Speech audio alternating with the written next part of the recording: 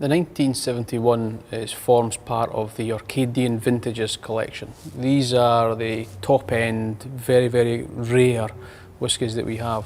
This is the fourth out of the set, and we're probably going to create, we think we're going to create over the, the next 10, 15 years, 10 in total. This is the fourth on our journey. At that time of the distillery, what you have to do is you have to really go back in a time machine and go back to where the distillery was like and imagine what it was like there. And there's two massive influences for the vintages series so far. One is wind and one is casks. The 1964, 1960 are great examples of windy and non-windy days in Orkney, and the 1970 for me is just perfection when it comes to these things. The 1971 is when we start playing with wood, we start playing with casks, we start pulling the flavours in different ways. But back then in 1971, 100% of everything we made was sold to blenders. And you made everything to a specification that was sold to a blender. And if something was, too sweet, too dry, too smoky, not smoky enough, you didn't want it. So we kept that at the distillery, we put it into sherry casks and we just left it there.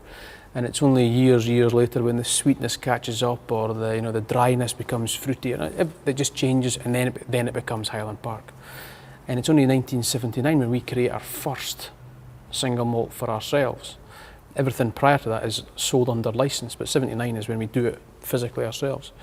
So in 1971 is a wonderful dark whisky. It is a great example of what a Spanish oak casks does to Highland Park.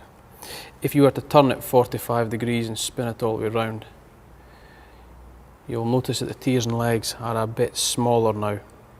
We're now up to 46.9% alcohol, but it takes an absolute age to go down the side of the glass. They are in no hurry at all to form.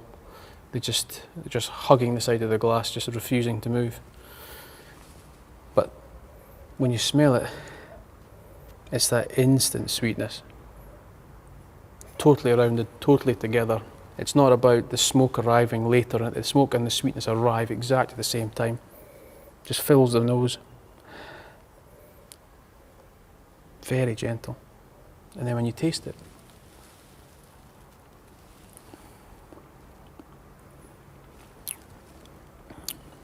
the 30 odd years it's had aging in a cask has just mellowed that tremendously. The extra, 6.5, 6.9% alcohol gives you that wonderful little kick, so you know it's there. It brings the sweetness alive, it brings the whisky alive. If that was at 40%, I think that for me that would just be, it'd be okay. But at 46.9, that really is bursting full of energy.